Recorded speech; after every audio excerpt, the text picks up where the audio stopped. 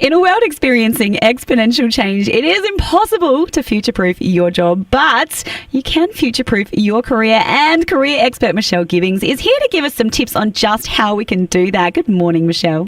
Crystal, how are you? Very well, thank you, and hopefully not going to be replaced anytime soon by any kind of robot. Well, I hope so too. You've got a lovely voice. Thank you. Fingers crossed. Now, there's a few different ways that we can obviously look at making sure our careers go on, starting with embracing change.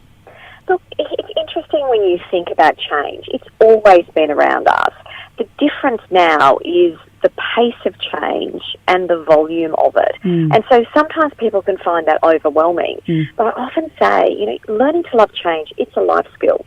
And particularly when it comes to your career, being ahead of the game, so understanding where your industry is going, where your sector is going, where your kind of functional technical skills are going is absolutely critical. So instead of sort of resisting, try and flow with it. Yeah, flow with it and also look ahead.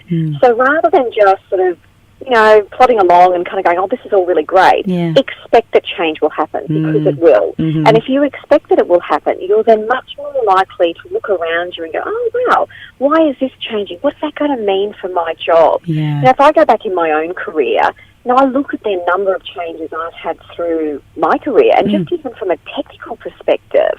And if I'd sat back and gone, oh, well, let's ignore this or ignore that, you get left behind.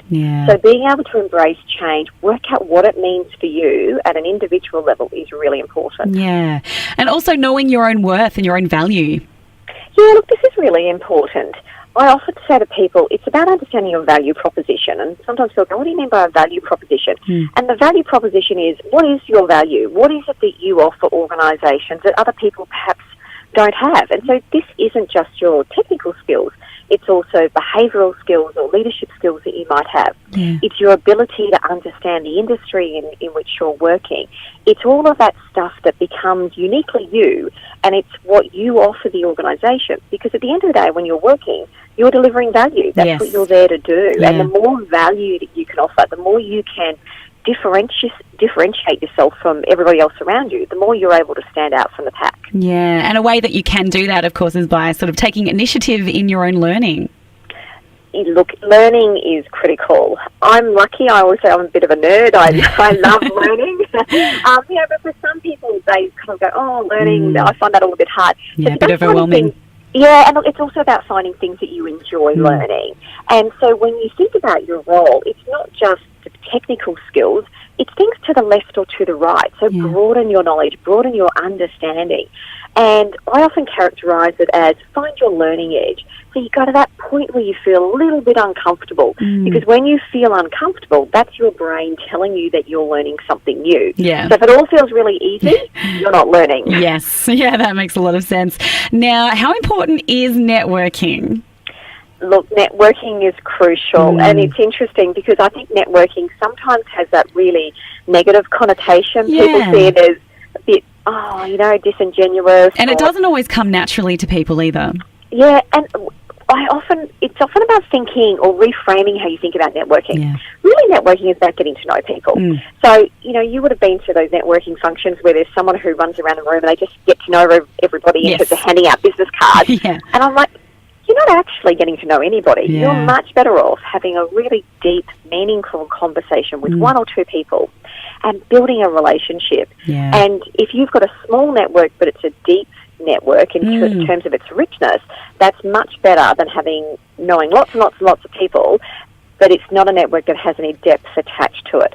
So your network helps you not just in terms of their ability to introduce you to people that might be helpful in finding you a job, but also they can help broaden your understanding of what's even possible, what roles might be out there that you could be suited to. So quality, not quantity when it comes to networks? Yes, that's what I would say. Now, what about managing expectations? It's interesting with expectations. We all have expectations, expectations we put on ourselves, but often expectations that other people have of us. So, your parents might have expectations as to the type of career, or your partner might have expectations. And look, sometimes expectations can be good because they can, encourage and inspire us, but they're not helpful and they're not very healthy if they hold you back from having the type of career that you really want to have, you know, and I've worked with people who have gone from, you know, quite different roles where they've worked in corporate and they want to leave and start their own business. And, you know, they're worried what people will think of them. They're worried about what it's going to mean for the relationships that they have with people. But they know they need to do it because it's what is their passion and it's something that's going to make them really happy. Definitely. Now, it can be a little bit scary, but asking for what you want? I often say, don't ask, don't get. Yeah. You know, if you're not prepared Take the to put risk. it out there, people won't know what you want. And it's almost like a balance. You know, you need to be good at your job. Yeah. Being good at your job is sort of, you know, like the ticket to the game in terms of getting promoted and getting more interesting roles. But you want people around you to know what you're interested in. So know if you're interested in moving into a different career or a different sector, and also know if you're interested in moving up. So be explicit about it and ask. I go back to the first job I got when I was leaving university, and I got it by just asking. And I did it in a way where I wasn't expecting to get the yes. It was kind of a bit of a joke, but it turned out to be a really good thing to do. Excellent surprise. Yes, exactly. Excellent. Now, finally, something that's very important as well, sort of being able to chill out and have a bit of life balance. Life balance is important. I also think that life balance is very much, it's a personal thing. You know, what is your view of balance versus what someone else's view can be quite different. But taking care of yourself, you know, when you're changing careers or when you're going through any form of change, sleep, exercise, having time out, spending time with people that you care about, all of those factors are really important because they help you just maintain a sense of perspective, but also they make sure that you've got resilience. When you're tired, it's very hard to be resilient and it's very hard to respond effectively when things perhaps around you may not go according to plan. Yeah. Very, very good advice. Thank you so much for your time, Michelle, and helping us to arm ourselves against the future. Lovely. Thanks, Crystal. Cheers.